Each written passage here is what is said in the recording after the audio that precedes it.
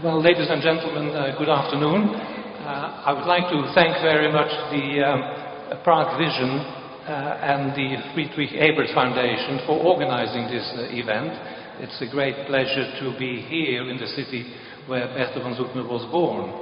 I also would like to thank the students at Charles University who have undertaken this translation project. And it reminds me very much of what happened with some of my own students in Bradford at our Department of Peace Studies about 10 years ago. I have been teaching a course on the classics of peace, and one of those classics is Lay Down Your Arms. And I asked our Japanese students, was the book ever translated into Japanese? And I discovered it wasn't. So several students said, we must make a translation, which is what they did. They split up the work. As you know, it's a big novel. So 4 students did about 100 pages each. And then they found two Germanists, 2 Japanese professors of German, who then compared their translation against the original German, because the students had used an English edition. So after several years, a beautiful 2-volume Japanese edition was published as recently as 2010. And I just brought a copy of the front of the Japanese edition. So the book is very important, it's a classic, still has to, it is a classic for various reasons. It still bears reading. The message of the book, Lay Down Your Arms, is even more valid today than when Bertha wrote her book, because the book was published in 1889. Since 1945 we are living in an atomic era, where the future of the world is at stake. We have seen in Hiroshima and Nagasaki what even a small atomic bomb could do. So Lay Down Your Arms is very topical and something which we must try to achieve. The continuing popularity of the book is also demonstrated by the fact that this year no fewer than 4 kind of new editions and translations are being published. Earlier this year, a reprint of the original English edition was published early this year in the UK with a nice cover, a picture of Hague. The English edition had been out of print since 1972. Just a few weeks ago, on UN Peace Day, 21st of September, a modern Dutch translation of the novel was launched in the Peace Palace. Because the Dutch edition had been out of print for many years, and Petra Kepler, the founder of the Bertha von Suttner Peace Institute in The Hague, just brought me this copy, The Weapons Lay Down Your Arms. So the Dutch edition had been out of print for many years, and it was decided that Dutch language has evolved, and this is a modernized kind of Dutch translation. Now we have the presentation, the launch of the Prague, of the Czech edition, also modernized, I gather. And later this month, a first translation of the novel in Georgian will be presented at the Frankfurt Book Fair. And if you are familiar with the biography of Bertha von Suttner, you know that she was in exile for about 9 years after she married secretly her fiancé, who was 7 years younger, and the family didn't like it. And those years in Georgia, those 9 years in Georgia, were very important in her development. And this is also where she came across war, the Russo-Turkish War. So as I say, just this year, 4 new editions, translations of her novel. So, what is the legacy of Bertha von Suttner? I think in the first instance it is her novel, which remains a very important document in the history of the peace movement and remains an important means for people to discover the importance of avoiding war, the possibility of avoiding war, the necessity of peace. I think I like the slogan which is being used for this conference, namely, we need more Berthas. And I think we have to remind ourselves of the importance of the message of her book, Lay Down Your Arms, disarmament. As long as there are armies, as long as there are weapons, we have to heed her message, and certainly in an age where we have weapons of mass destruction.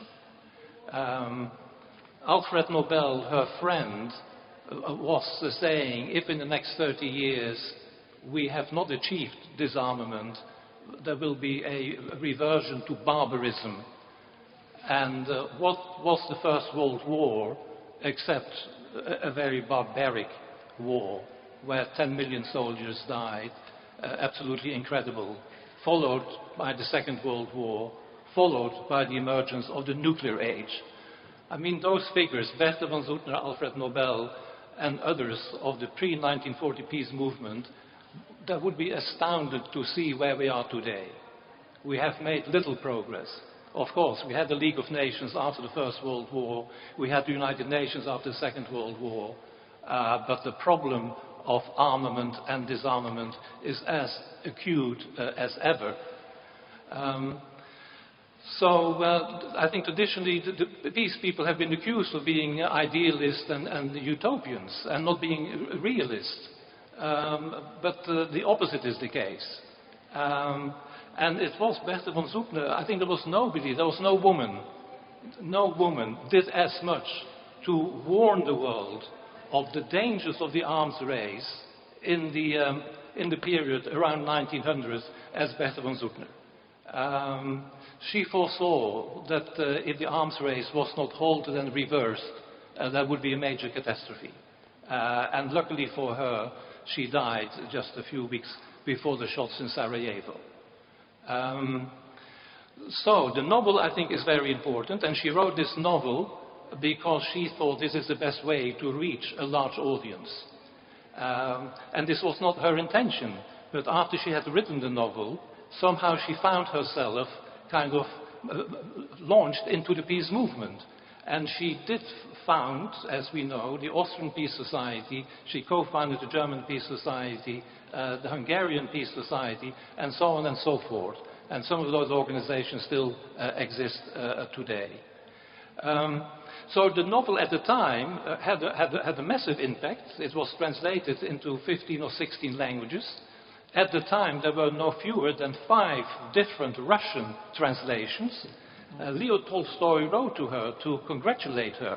And this famous quotation by Tolstoy, just as the abolition of slavery in America was preceded by the publication of a novel written by a woman, Harriet Beecher Stowe's Uncle Tom's Cabin, so now we can hope that the abolition of war is being preceded and prepared by the publication of your novel. In his private diary he wrote, "This is not great literature." But in a way it was not meant to be. It was meant to, as with Harriet Beecher Stowe, it was a programmatic kind of novel. It had a social purpose, namely to alert people to the need to abolish war. So we find in this novel, I mean, there's the dramatic story how a happily married family suffers in war. Martha von Tilling tells her story, how her first husband and then her second husband dies in war, and how it devastates a family. And this is one of the first novels about war written by a woman and detailing how war affects women and the family. And this is still the case today, even more so, as we know, increasingly wars affect the civilian population. Wars affect women and children and the innocent. But mixed up with the story is a kind of philosophical discussions about war and peace. Now, is war inevitable, and so on and so forth. So, so those discussions, in a way, surprisingly, are still taking place today in the nuclear age. I mean, we should be well beyond this.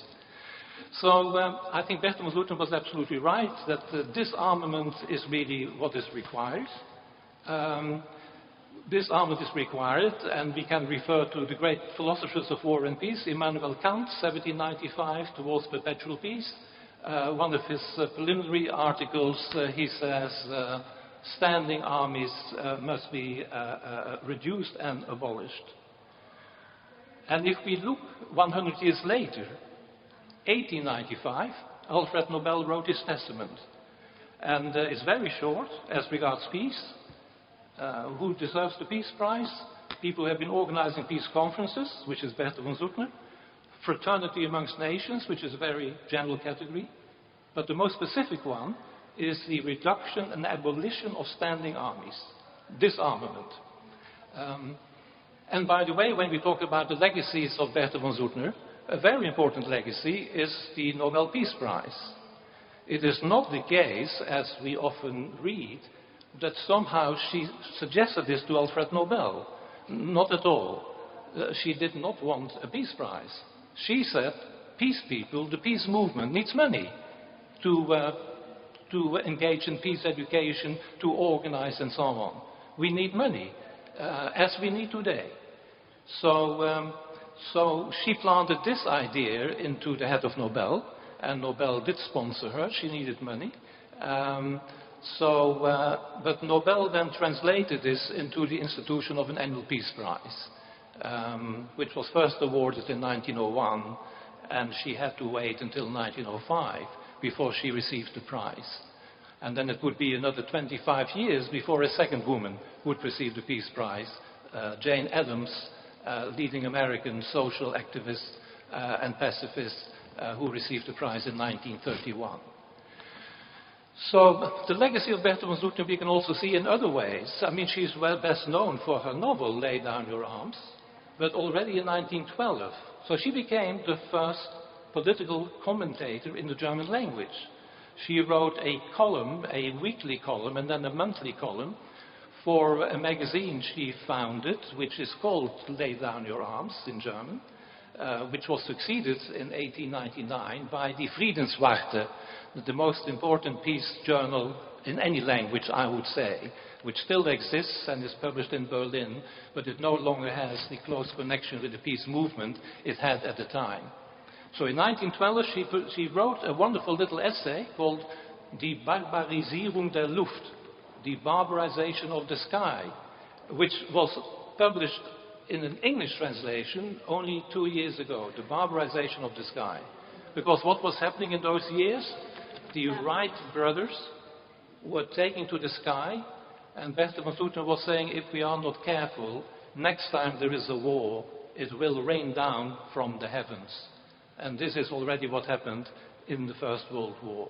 And when we talk about war today, well, we can refer to Guernica, we can refer to the Second World War, a whole alphabet of cities. Antwerp in Belgium, we have Berlin, we have Coventry, we have Dresden, we have Tokyo, and of course we have Hiroshima and Nagasaki. And in the wars of today, it's war raining down from the heavens, the barbarization of the sky. 3 years before this, she wrote another wonderful essay called Rüstung und Überrüstung, armament and superarmament. She was saying the arms race is out of control. It's out of control. It's a waste of money. It's dangerous. Again, what would she say today when looking at arms budgets? When we look at the Pentagon, when we look at NATO, when we look at this mythical 2% of national budgets which should be spent on weapons. So her legacy is a very important one. She was the first female peace journalist. No, today, peace researchers, Johan Galtung, say sort of we need peace journalism, and Galtung is seen as the father of peace journalism. But already Bertha von Suttner was involved in peace journalism. And after she died in 1917, her political columns of about 20 years, where she comments and reflects on the events of the day, were published in 2 massive volumes in Zurich by her close collaborator Alfred Hermann Fried, who in 1911 received the Nobel Peace Prize for his peace journalism, Friedensjournalismus. And today we also need peace journalism. We know how the importance of the media, and certainly today with fake news and so on. My goodness, the power, the strength of the media is so important. So one element of the legacy of Bertha von Suttner is reporting accurately, but reporting also from a peace perspective. and showing the possibilities of peaceful conflict resolution. So I'll finish by saying the legacy of Bertha von Suttner is certainly increasingly being honored in The Hague, the city where in 1899 and 1907 two very important peace conferences took place. These were diplomatic conferences. There were no women involved because women were not yet allowed into the diplomatic profession. But Bertha von Suttner was an honored kind of observer as a private lobbyist. So she was very important behind the scenes as a lobbyist. As you know, in 1913, the Peace Palace was opened to provide a home for the Permanent Court of Arbitration, which still exists and which was the main achievement of the First Hague Peace Conference. In 1913, the Peace Palace was opened thanks to the funding by Andrew Carnegie, the Bill Gates of his day, who is famous for saying, the man who dies rich dies disgraced. You must give your money away whilst you are alive. And this is what Bill and Melinda Gates are doing today. And Bill Gates says he is the Carnegie of today. But the only thing he has not yet discovered is that Carnegie was a radical anti-militarist. A radical anti-militarist. In the Peace Palace 2013 centenary of the Peace Palace commissioned a bust of Bertha von Suttner, and for the first time the bust of a woman entered the Peace Palace. Up to 2013 there were only male figures who were honored in the Peace Palace by having their bust. So I think, and as you know, Bertha von Suttner is also honored in Austria on the €2 coin. And my ambition is on the €1 coin we have Mozart. On the €2 coin, Bertha von Suttner. So now you may say, is she twice as important as Mozart? I do not know, but I would like to make her as well known worldwide as Mozart is. And we have in Vienna and Salzburg Mozart museums. We have in Vienna not even one street named after Bertha von Suttner, not even one bust for Bertha von Suttner, let alone a museum for Bertha von Suttner. So there's still much work to be done, and I think the publication of this new Czech edition of her famous novel, I think is one more step in the sort of rediscovery of Bertha von Suttner, honoring her legacy and promoting her very important message: lay down your arms. Thank you very much.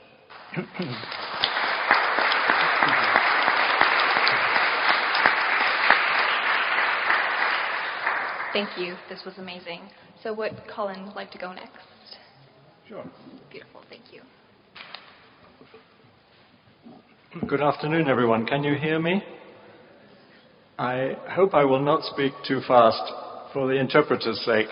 I know it is hard to deal with all these details, but give me a signal if I should slow down. First of all, thank you so much for bringing me here and enabling me to be part of this wonderful program. Congratulations to all the organizers. I fully echo what Peter has said. I've been asked to talk about the European peace movement, and it's a vast topic, and I can only offer you a few tools and a few landmarks. I can't do more than that. It's an enormous literature. But the purpose for me is to help to place Bertha von Suttner and her colleagues on this long road that is our peace movement story. We have a wonderful, extraordinary history, but it's up and down, as many roads are. And we are a fallible movement, but it's a movement of thousands of organizations and millions of people. Let us not confuse this with some small lobby group. This is an enormous community of people working for peace. And so, in just a very quick survey, I can only pick out a few individuals. I'm using some images, and I will try to use this thing for pictures and so on. I hope I can manage it. The images include a road, a train, and a river. But you have to imagine them in 3 dimensions, because it changes over time, and in the volume of activities, and in the scope of the activities. In my lifetime, I can say we, the broader peace movement, has achieved many things. Of course, not only us, but with the help of politicians and many, many different actors. We have ended the Vietnam War and apartheid and the Cold War. We've got rid of tens of thousands of nuclear weapons. We've achieved a ban on landmines and cluster weapons, and soon the ban on nuclear weapons hopefully will come into force. We've also created an international criminal court. These are major steps forward. But there's obviously a lot that we have not been able to do. We could not prevent 2 world wars and many smaller, very bloody conflicts. Sometimes we advance only to be blocked or driven back. But we continue, we persist. One of my great heroes is Albert Camus, the French philosopher. And he said, like Sisyphus, we have to roll the stone up the hill again. Even if it falls down, we continue to roll the stone up the mountain. And you have to imagine Sisyphus a happy man.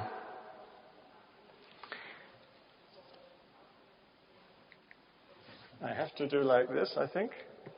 Oh. Now it is not doing it. We tested it, but it didn't do it. The magic of technology. Oh, well, thank you, Alan. Maybe you'll have to sit there if this thing doesn't do its job. I've divided this history into 7 stages. The first one begins not 135 years ago, as the title of our conference says, but 200 years ago. We have a 200-year-old peace movement.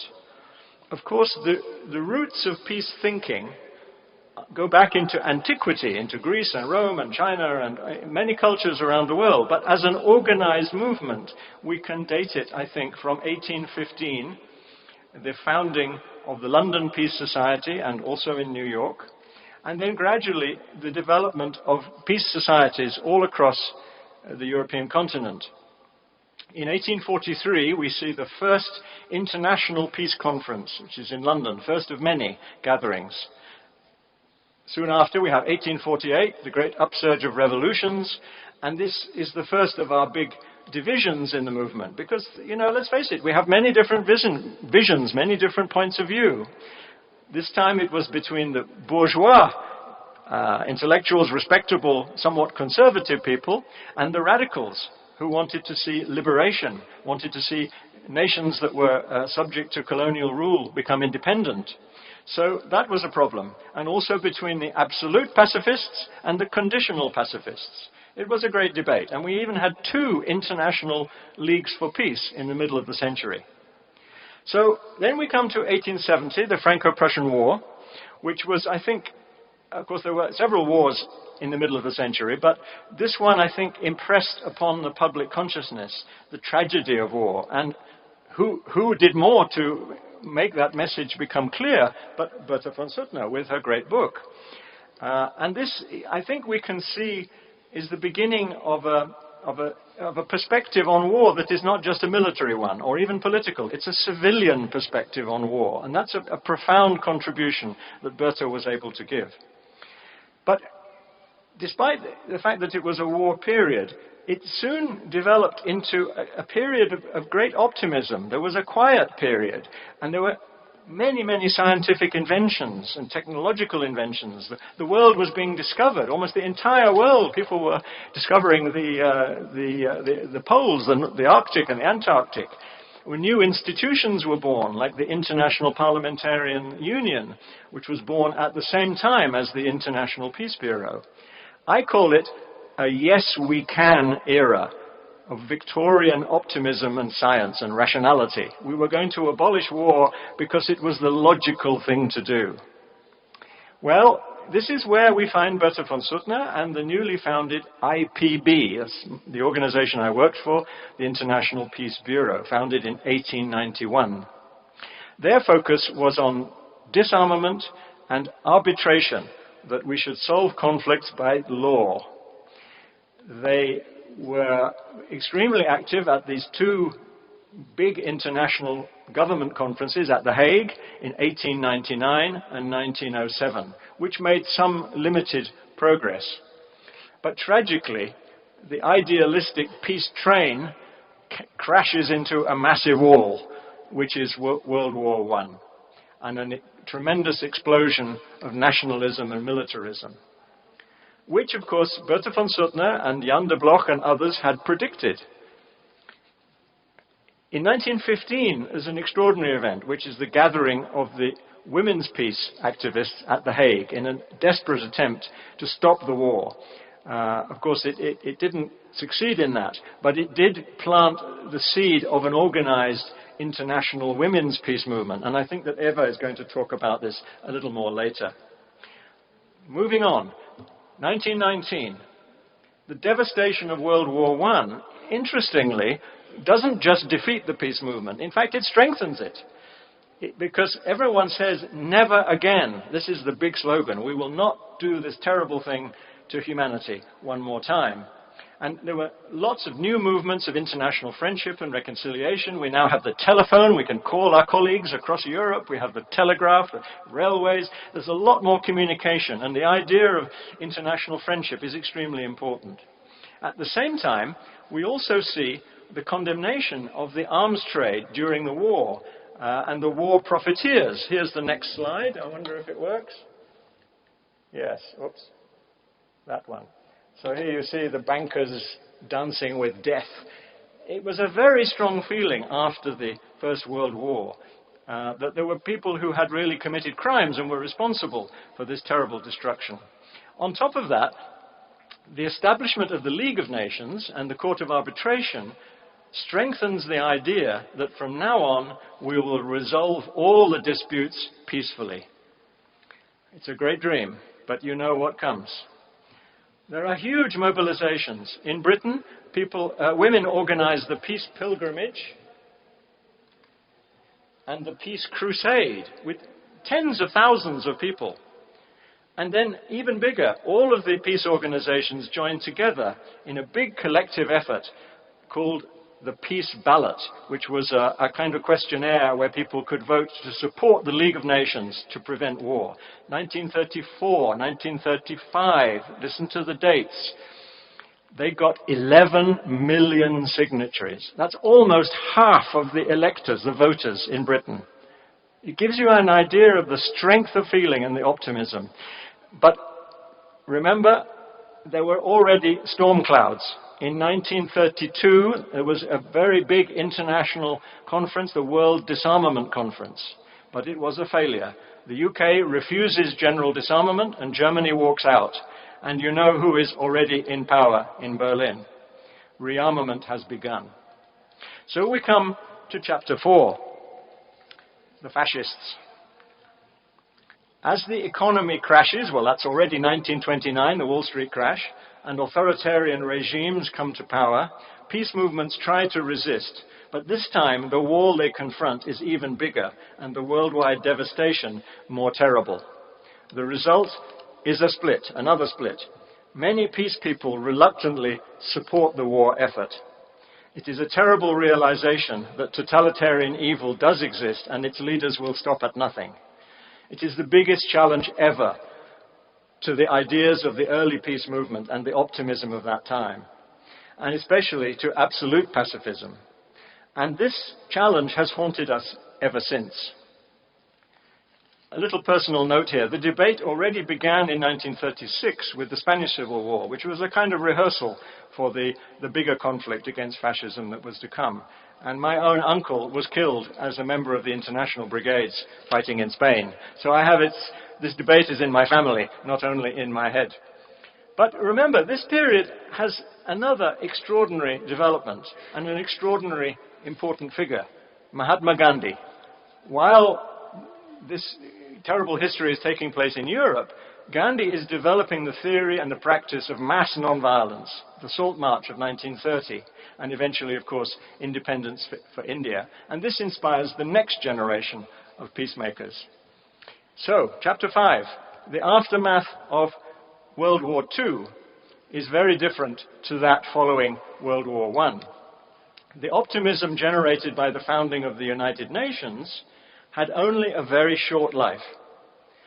It was overtaken by the Cold War and dominated by the birth of the nuclear era. So in this period, from 1945 through to 1990, the main challenge for the peace movement was a much more narrow one. It wasn't to abolish all war everywhere, it was to prevent the ultimate nuclear catastrophe. There were two giant waves of anti-nuclear protest, with hundreds of thousands, millions of people actually, in the streets. From the late 50s to the early 60s, which then led to the Test Ban Treaty in 1963, and then another round in the early 80s when there was the campaigns against the Euro missiles. We had the Freeze campaign in America, we had the women's camp at Greenham Common in the UK, and demonstrations in all the big Western European capitals. In between, we have, of course, 1968, and it's an important date here in Prague as well, a kind of upsurge of the youth across the world, and the long struggle against the war in Vietnam, which again mobilized huge numbers of people. Oops. We've lost it. Can you manage it? Yes, that one, and then again. We've lost my thread a bit. So we just go back one. Okay, stop there. These mass demonstrations had to have some inspiration. They weren't just a reaction to the events of the time. They drew on a peace tradition. And I would say that they drew not only from Bertha von Suttner,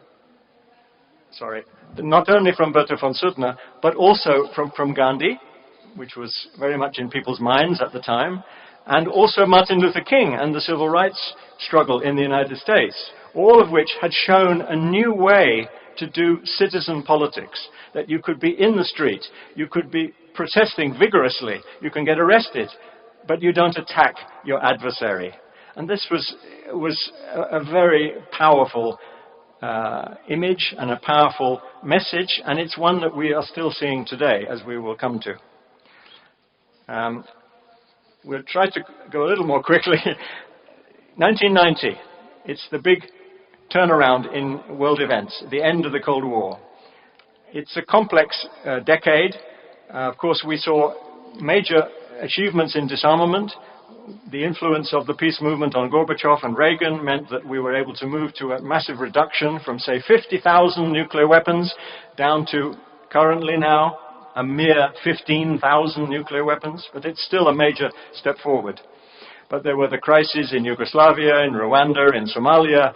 The UN tried to invent a whole new agenda of social progress with different summits, but it failed to really produce a new model of peacekeeping that was successful. Many of the governments simply didn't want it. The roller coaster of history never stops. Just when we thought we had some kind of stable situation and the Security Council was working again, we had 9/11, the terrorist attacks in America, which led quickly to the new anti-terror wars in Afghanistan, Iraq, Libya, Syria, none of which are resolved now or even finished. But we do see in this period another great peace movement high point. 15th of February 2003, 10 million people on the streets around the world saying no to war in Iraq. Sadly, of course, it failed. We were unable to stop the invasion. But you can argue that it paved the way for the Arab Spring, which in its own way was also a disappointment. And now we come fast forward to the new challenges. The economic crisis of 2008 and the way that it shows that globalization is so divisive. And so we have this anti-government, anti-elite feeling all around the world, and a new era of populism and authoritarian rule, magnified by social media. And as if this was not enough as a challenge, now we have serious worldwide struggle against climate change. And fortunately, we are seeing a new mass mobilization. Now, I had hoped to say more about the different elements in the peace movement, but I will leave it at the one slide indicating the different streams that we have in this river. I call it now a river, coming from so many different ideological backgrounds, but also different sectors of society. We have so many specialist organizations of lawyers and doctors and social scientists and peace researchers, all contributing. And now, of course, youth and environmentalism, which I put as the last two, which I think are going to be the new engine of change. So if we define the peace movement only as the pacifists or the hardline advocates of the abolition of war, I think we're talking about a limited community. But my message is that we have a far greater biodiversity of peace activities and communities all over the world, engaged in education, in conflict resolution, in the arts, in academia, in peace museums that Peter could do a whole lecture about, and in many other ways, and including the projects of many of you sitting in this hall, which I hope perhaps we may have time to hear more about. I will spend just a couple of minutes about my own work in the International Peace Bureau, which began in 1990, and it took me through to my retirement 2 years ago. I inherited a very diverse movement of movements, if you like. I was the Secretary General of a network of 300 organizations in 70 countries.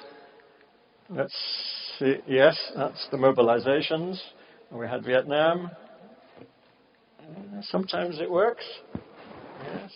Alan? Can you go on? Yes. 3 modern programs, each focusing on a specific area.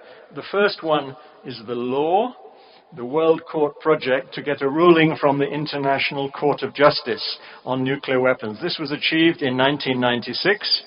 It didn't by itself abolish nuclear weapons, but it was a major step forward in giving a kind of stigma to nuclear weapons, and it enshrined in law the requirement that governments must negotiate and achieve disarmament. The second one was a campaign on peace education, which is still going today, which grew out of a major conference in The Hague in 1999 with 10,000 participants. From 2004, we shifted our focus to military spending and the idea of disarmament for development to broaden out the themes. You know that the current global spending by governments is $1,700 billion. I mean, it's just an inconceivable amount of money. And our argument in this campaign is that this money must be used for social purposes. It requires a major shift of priorities. This campaign is still going on. It's coordinated from our office in Barcelona, has involved people all over the world in making the case. I think I have a little, maybe Alan, you can go on. Yes, that's the first one, the law campaign on nuclear weapons, the peace education campaign, and the campaign on military spending. I want to say a couple of words about Bertha von Suttner. Let's go back to her. The reason I'm giving you this chronological sweep and this thematic analysis is to be able to situate Bertha and her colleagues in that high optimism of the Belle Époque before the First World War. Because her legacy is also the legacy of that whole period. We are not so innocent now. We have lived through total war and decades of nuclear terror. The worse the threats are, the more we need a dynamic peace movement. And Bertha was a human dynamo, as you've heard from Peter. And her contribution was extremely important, in some ways foundational. But she was part of a team in the International Peace Bureau. And now I show you the list of her fellow IPB Nobel laureates. 6 others. She won the prize in 2005, but these other 6 men, they're all men, of course, in that period, each one of which is extremely important in their own countries, but are not known globally. None of these are household names. They're not, at the same level as Gandhi, Martin Luther King, Mandela, Einstein, Tolstoy, these great men. Even John Lennon, I think, in Prague is a rather special name. But what they did, these pioneers, was important. They gave the vision that it was possible to do something about war. They offered a civilian perspective. They connected and broadened the movement, especially through the IPB's bureau in Bern. And they made it visible. And they pioneered interesting methods. The lobbying work at The Hague that Peter referred to was very unusual. It wasn't done at the time. Now, every global conference has a cloud of NGOs buzzing around. But also, this idea of working with celebrities, Bertha's connection with Nobel and even the Prince of Monaco, she pioneered work that we now do with these people like Bill Gates and Bono and famous musicians and so on. So there was a lot of novelty about their approach. But the most important, I think, is that they laid the groundwork for what became the League of Nations. They said we need a structure through which to resolve disputes and to manage conflicts. And so after the First World War, of course it was Woodrow Wilson who drove it forward, the US president, but it essentially grew from the soil that was fertilized by those early peace pioneers, including Bertha von Suttner, especially Bertha. So now, where are we now? 2019. It's a new time again. The peace movement is not as powerful as it was. And there are less major wars to react to. Okay, we have Yemen and Syria, but not what we had in the past decades.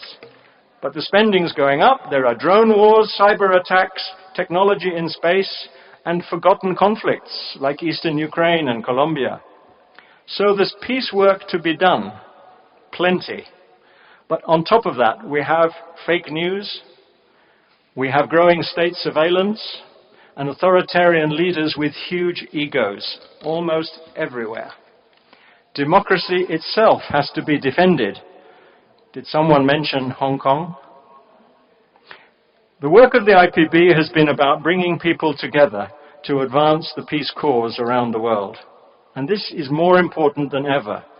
We have to unite our forces rapidly and massively to beat both the climate and nuclearism. Slide, please. Now, that's the old IPB pioneers. And now, yes, their conference in 1912, just before the war.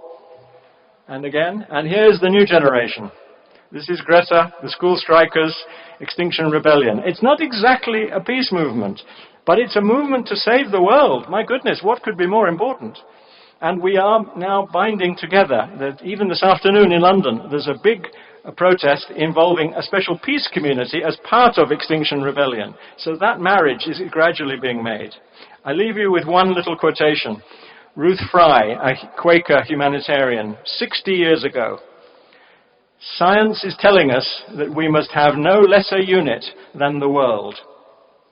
It is because we've been thinking in the outworn language of nationalism that disaster has overtaken us.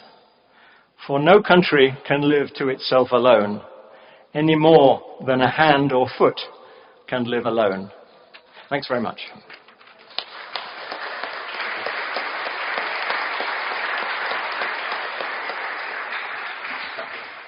Thank you for the lecture. All good. Thank you very much. Well, finally, Ms. Eva, please. Is it your custom now to listen in English? Because I agreed with the translator that I should speak German now. But if many of you speak English, could you maybe put the finger up who is speaking English and understanding English? Oh, it's many.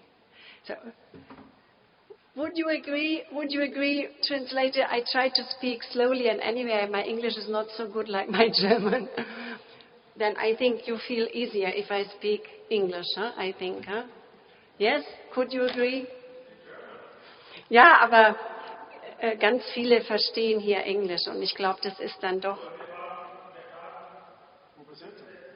Ja, wie soll ich das jetzt entscheiden? Oh. Ja, ist gut, ja, ist gut, ja, ist gut. Dann müsst ihr doch, please take your earphones then, who does not understand German.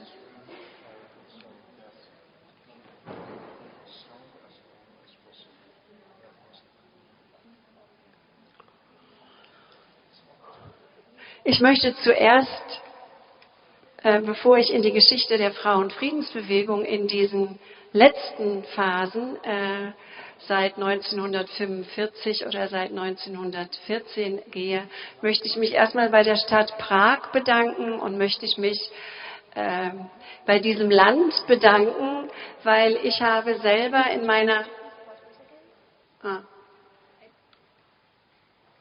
I think we're having some technical issues. Just bear with us for a second. Was it too loud? Or no? Ja, die ist schwer, ne? Ja, vielleicht nicht so nah dran, ne?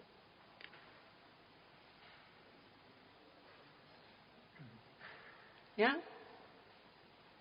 Ich sehe sie nicht. Ich sehe die.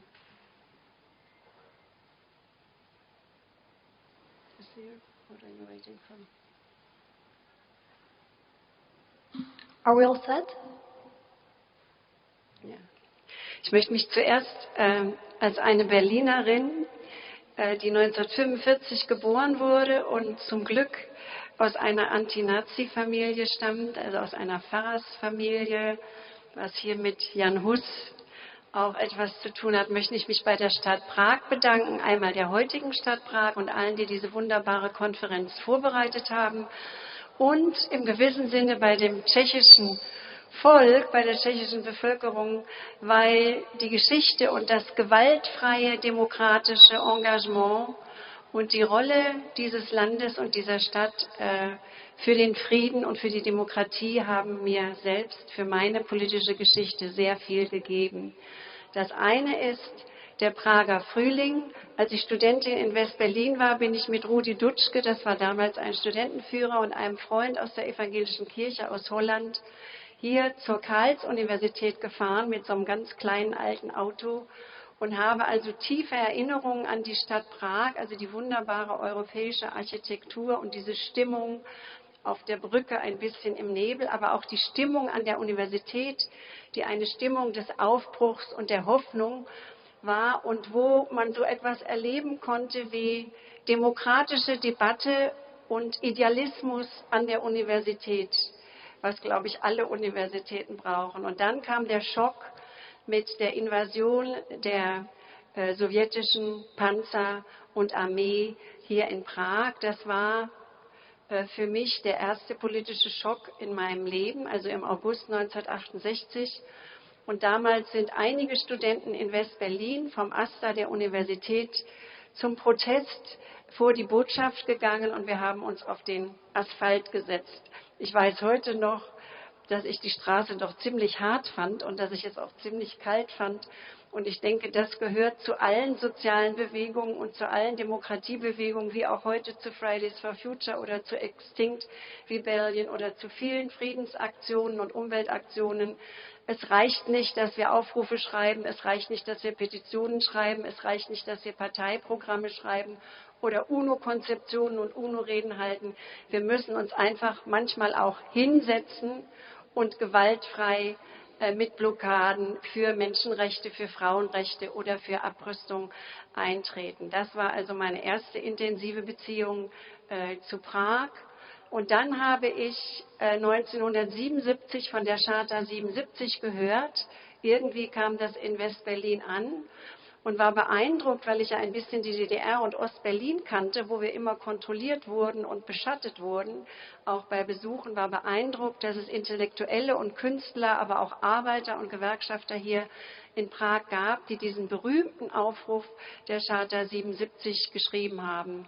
Und das hat mich dann zu einem Konzept von Frauenfriedensbewegung auch geführt, wo ich gleich mehr dazu berichten werde, wo es darum geht, nicht allein gegen den Vietnamkrieg, was ich gemacht habe, zu protestieren, nicht allein gegen den US-Imperialismus zu protestieren, sondern damals beide Supermächte kritisch anzugehen und auch die Atomwaffen der UdSSR und auch die Verletzung der Menschenrechte in der UdSSR und nicht nur die in den USA zu kritisieren.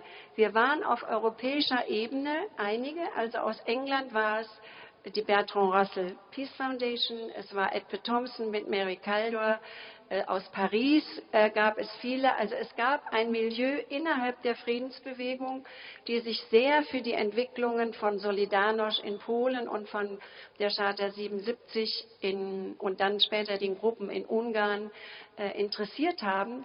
Es war aber, und das hat Colin schon angedeutet, auch ein politischer Streit in der Friedensbewegung. Also die Friedensbewegung hat zwar große und wunderbare Ziele, aber wir sind alle Menschen und wir kommen aus unterschiedlichen politischen Wünschen oder politischen Traditionen. Also müssen eigentlich auch wir in der Friedensbewegung lernen, politischen Streit auszutragen und gute Formen des Streits und des Gesprächs und der Debatte zu üben. Und für mich und für viele Frauen war in den 70er Jahren, als ich dann langsam studiert habe in Berlin und zwischendurch in Lateinamerika war und die Frauenbewegung in den USA begonnen hatte und die Frauenbewegung auch in Deutschland begann, war für mich der große Streit mit der traditionellen Friedensbewegung und auch mit der neuen Linken, wie denn ihr Verhältnis zu der Macht von Männern und der Macht des Patriarchats gegenüber Frauen ist.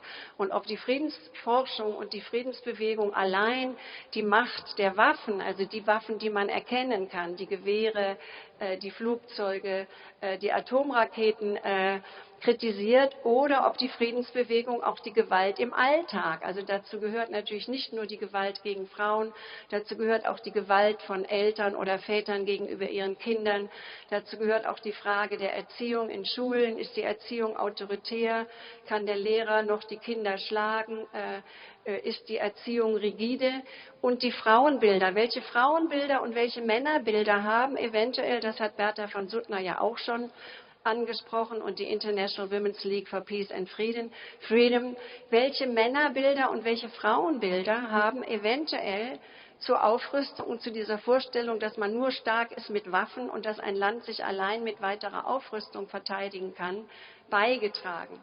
Und so haben wir in den 70er Jahren angefangen, die traditionelle Friedensbewegung in Frage zu stellen. In dem Sinne muss die Debatte um den Frieden nicht erweitert werden, müssen wir nicht auch die Friedensorganisationen verändern, so wie jetzt viele von der Frauenquote sprechen, wie die Vereinten Nationen eine Frauendekade 1975 eingeführt haben und heute die jungen Frauen und die Studentinnen und Übersetzerinnen, die hier im Raum sind, ganz andere Bedingungen vorfinden, in ganz Europa jedenfalls, wie sie entscheiden können, wann sie heiraten, wann sie Kinder bekommen, welchen Beruf sie wählen, ob sie alleine leben wollen, ob sie eventuell eine Frau lieben wollen. Also das Spektrum für die Selbstständigkeit und die Selbstbestimmung von Frauen ist seit den 70er Jahren von vielen Frauen weltweit erkämpft worden, dass Frauen in ihrem Alltag und in ihrem Leben mehr Freiheit, selber zu denken und selber zu handeln haben. Und es hat, glaube ich, auch die Friedensbewegung selbst ein Stück verändert. Ich selber bin also in die Friedensbewegung erst über meinen Bruder gekommen. Mein Bruder war Kriegsdienstverweigerer. Der hat mich zu einem allerersten Ostermarsch mitgenommen, 1963, glaube ich, 64. Ich habe noch nie was von Bertha von Suttner gehört gehabt, weder auf der Schule noch im Studium. Wir hatten riesige Debatten in Berlin. Herbert Marcuse aus den USA war eingeladen, Daniel Cohn-Bendit aus Frankreich.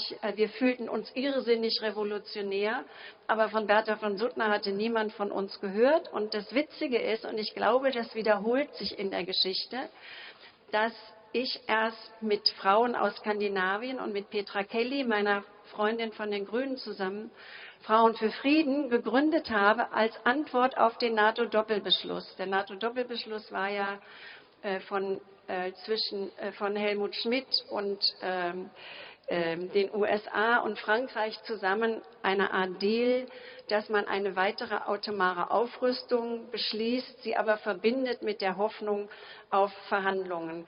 Wir waren damals nur empört, dass noch mehr Atomwaffen in die Welt kommen sollten und haben diese Verhandlungswirkung in Frage gestellt. Und ich war eigentlich mit Petra Kelly und mit Frauen aus Bürgerinitiativen, die gegen Atomanlagen gekämpft haben seit 1973, 75, erstmal jahrelang kritisch und habe dazu gelesen und studiert, was die Gefahren von normalen Atomanlagen sind, die Gefahren von Atomtests, die Gefahren vom Uranabbau und habe praktisch erst mit dem NATO-Doppelbeschluss erfahren, das war Dezember 1979 auf dem SPD-Parteitag, wo Willy Brandt geredet hat, dass es Atomwaffen in Deutschland gibt und dass trotz diesem Grauen von Hiroshima und Nagasaki ungeheuer viel Atomwaffen in der Welt sowohl in dem sowjetischen Block wie im westlichen Block angesammelt worden sind und dass die führenden Mitglieder des Sicherheitsrates ihre Macht hauptsächlich durch die Drohung und Anhäufung von Atomwaffen haben. Also sie haben ihre Macht nicht dadurch, dass sie größere Vernunft haben, dadurch, dass sie bessere Sozialstaaten haben, dadurch, dass sie bessere Frauenpolitik oder Menschenrechtspolitik in ihren Ländern haben, sondern sie sind Mitglieder des Sicherheitsrates der UNO, weil sie, also Frankreich, England, die USA, Russland, diese furchtbaren Atomwaffen haben. Und ich habe praktisch erst erfahren, dass es schon mal eine Frauenfriedensbewegung gegeben hat vor uns. Wir dachten, wir sind jung, wir sind neu, wir verändern jetzt die Welt, wir gründen jetzt Frauen für Frieden. Das ist auch eine ganz tolle neue Idee, dachten wir. Und dann sind wir so viele geworden. Ich glaube, wir waren 50.000 mindestens, auch mit Unterschriften in der Bundesrepublik. Dann hat eine Frau ein Buch herausgegeben. Ich weiß nicht, ob es Brigitte Hamann war oder wer es war. Dann war sozusagen ein Markt, ein Büchermarkt geschaffen durch uns und dann kam ein Buch raus zu Bertha von Suttner und der alten Frauenfriedensbewegung, die Colin vorhin erwähnt hat. Und wir waren erstaunt, wir dachten, ja, wenn es sowas schon vor uns gegeben hat, wieso wurde denn dann der Erste und der Zweite Weltkrieg nicht verhindert? Also eine Frage, die uns ja immer noch begleitet. Wie kommt es, wenn so viele Menschen aktiv sind, wenn so viele Menschen die Vernunft wählen statt der Aggression, die Zusammenarbeit statt des Hasses.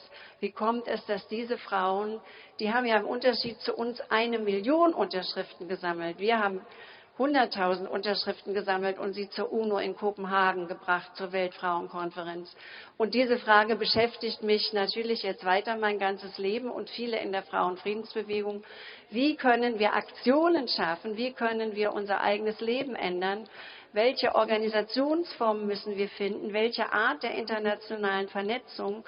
Welche neuen Institutionen eventuell schaffen oder die alten dynamisieren, lebendiger machen, damit wir wirklich auch Kriege verhindern können und nicht nur Verzweiflungsschreie in die Welt rufen und entsetzt sind und dann nicht nur wie Florence Nightingale die Rolle haben, die Verwundeten zu pflegen, die Traumata der Kriege zu therapieren. Und heute ist die Frage ja noch schlimmer als für uns damals 1982 oder 83, als wir eine ganz starke Frauenfriedensbewegung waren.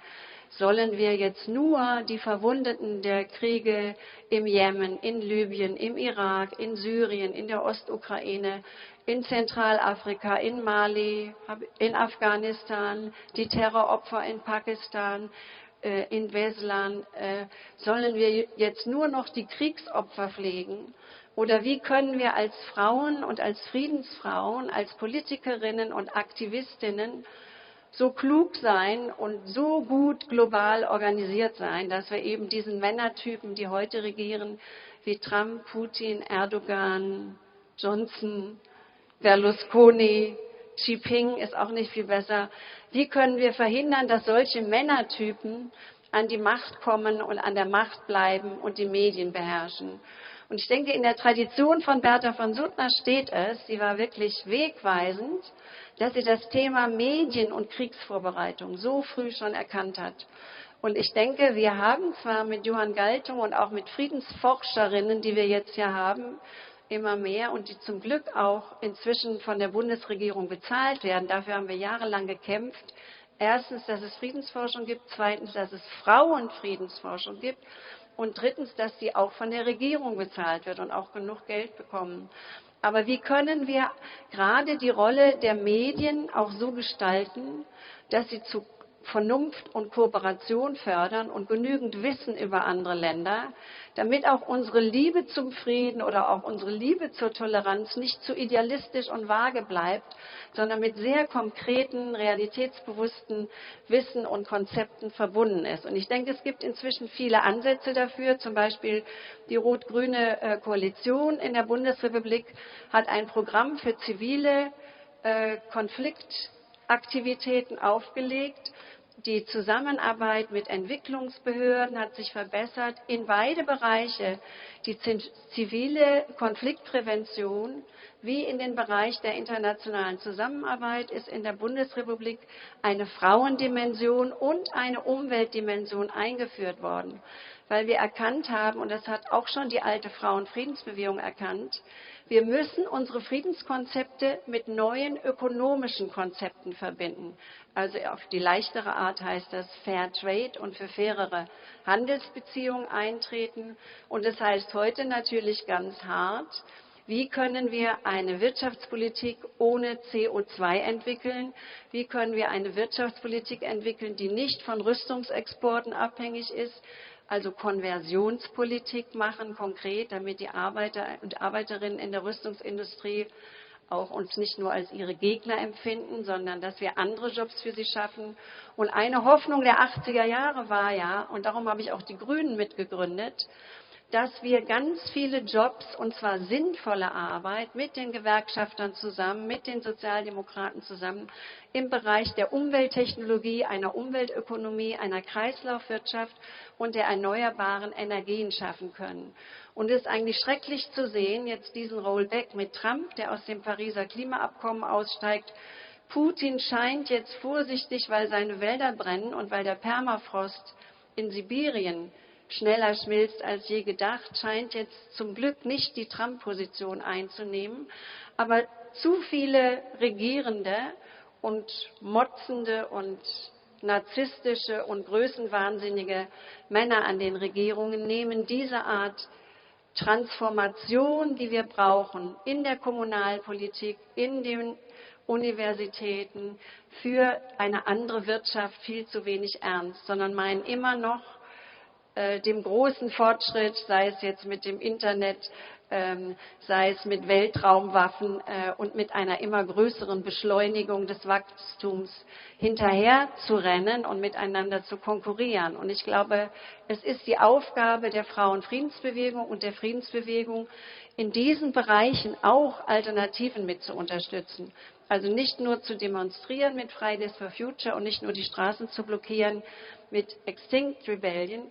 Wir müssen Alternativen im Wirtschaftsbereich und für sinnvolle Jobs anbieten. Und ich glaube, da kann es auch eine tolle Zusammenarbeit geben.